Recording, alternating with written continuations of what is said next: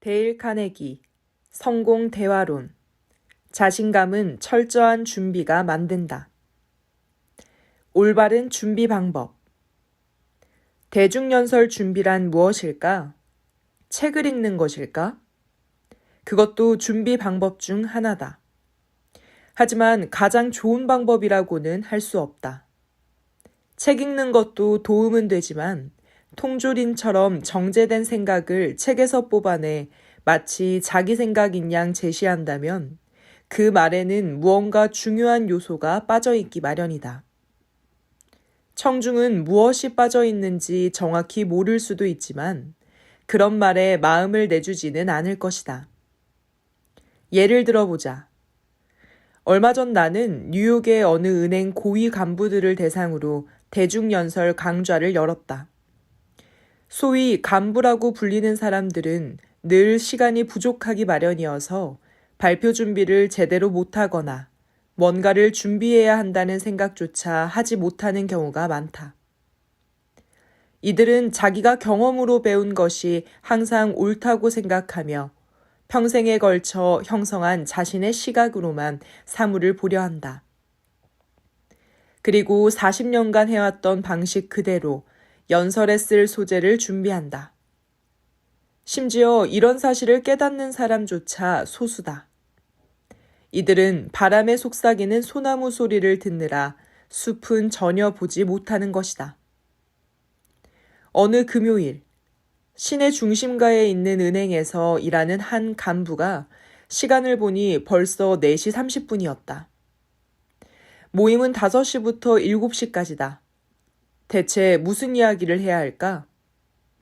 그는 사무실 밖으로 나와 가판대에서 포브스를 하나 사서 모임이 있는 연방준비은행에 가는 지하철을 탔다.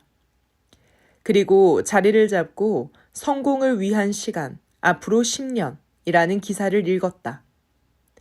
딱히 흥미를 느껴서라기보다는 뭐라도 발표해서 자기에게 주어진 시간을 때워야 했기 때문이다. 1시간 후, 그는 자리에서 일어나 이 기사 내용을 설득력 있고 흥미롭게 이야기해보려 애썼다. 그 결과 필연적으로 발생한 일은? 그는 말하려던 내용을 채 소화하지 못했고 자기 것으로 만들지도 못했다.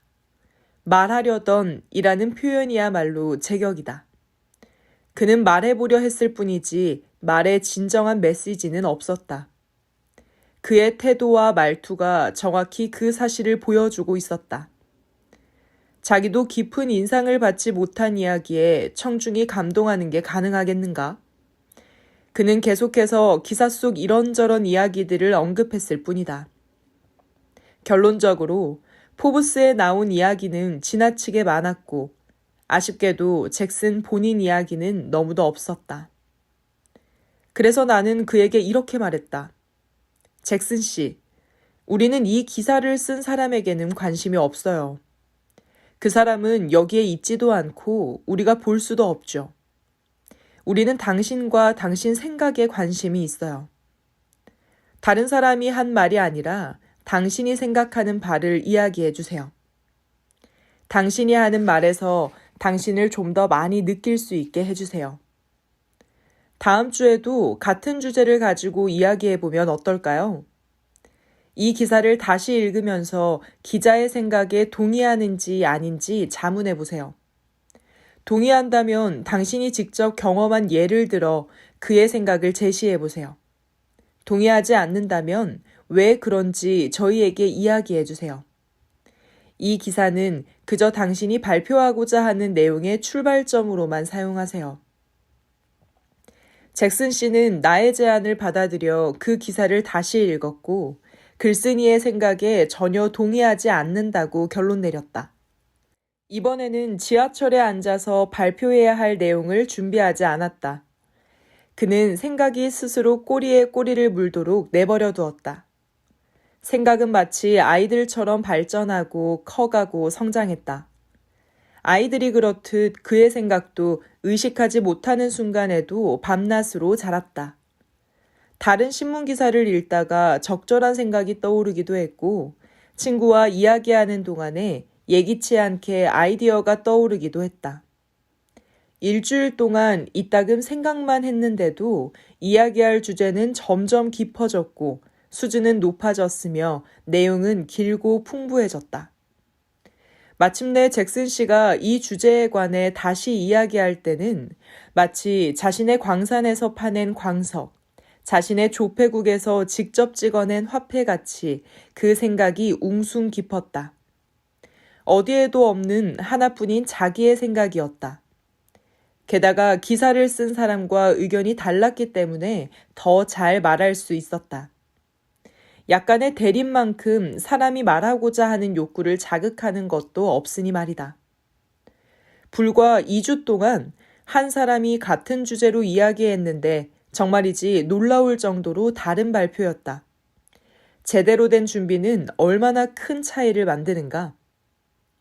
준비를 어떻게 해야 하는지 혹은 어떻게 하면 안 되는지를 보여주는 또 다른 예를 들어보겠다. 이번에는 편의상 그 신사분을 플린 씨라고 부르겠다. 그는 워싱턴 DC에서 열린 내 광자를 수강했다. 어느 날 발표 시간에 플린 씨는 미국의 수도가 얼마나 아름다운지 찬양하는 데 주어진 시간을 다 써버렸다. 이브닝 스타에서 발행한 광고 책자에서 의미 없는 글들을 급하게 긁어 모아온 것이었다.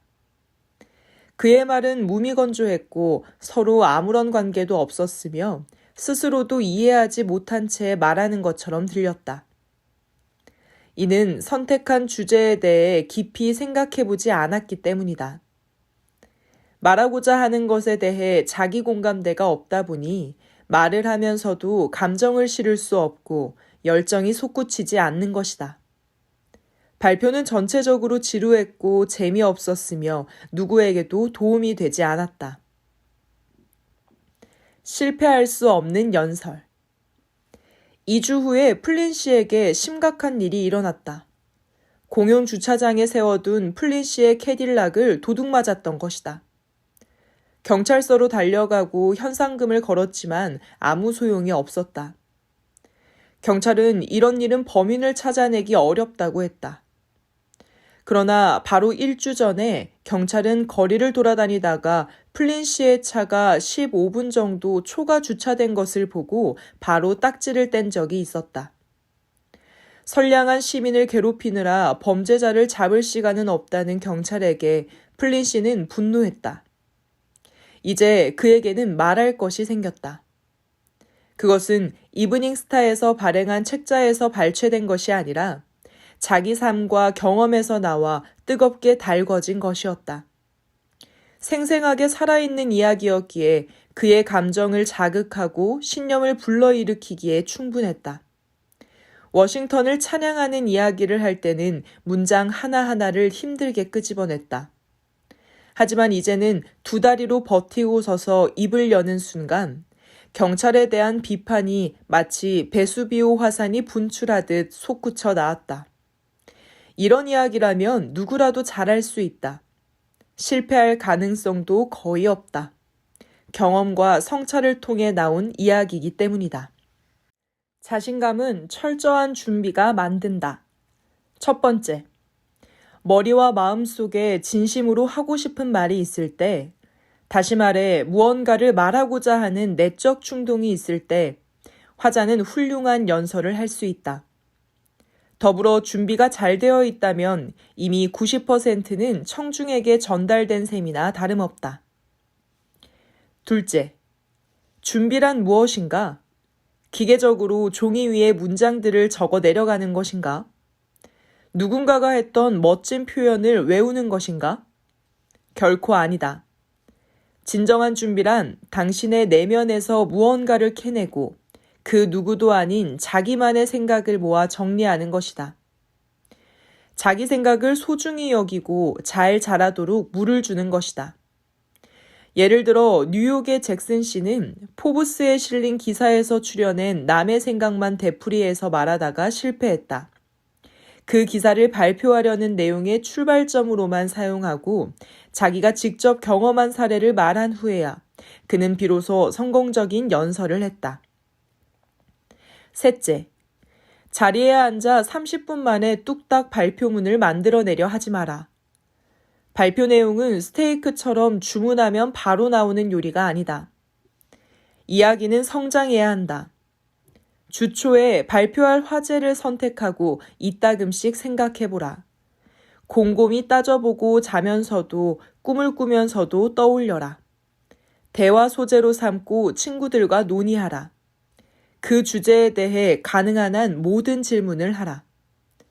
떠오르는 수많은 단상과 사례를 종이에 적고 생각하길 멈추지 마라. 목욕하거나 운전하거나 저녁 식사를 기다리고 있을 때도 아이디어 제안, 대안들이 불현듯 떠오를 것이다. 링컨 역시 이러한 방법을 이용했다. 사실 성공한 연설가들의 거의 대부분이 이 방법을 활용해왔다. 넷째, 우선 혼자 고민해본 후 시간이 허락하면 도서관에 가서 자신이 이야기하고자 하는 주제에 관한 책을 찾아서 읽으라. 사서에게 필요한 것을 말하라. 아마 많은 도움을 받을 수 있을 것이다. 다섯째, 당신이 사용하고자 하는 것보다 훨씬 더 많은 자료를 모으라. 루서 버뱅크를 모방하라. 그는 한두 개의 훌륭한 표본을 얻기 위해 수백만 종의 표본을 만들어야 했다. 100개의 생각을 모으고 그중 90개는 버려라.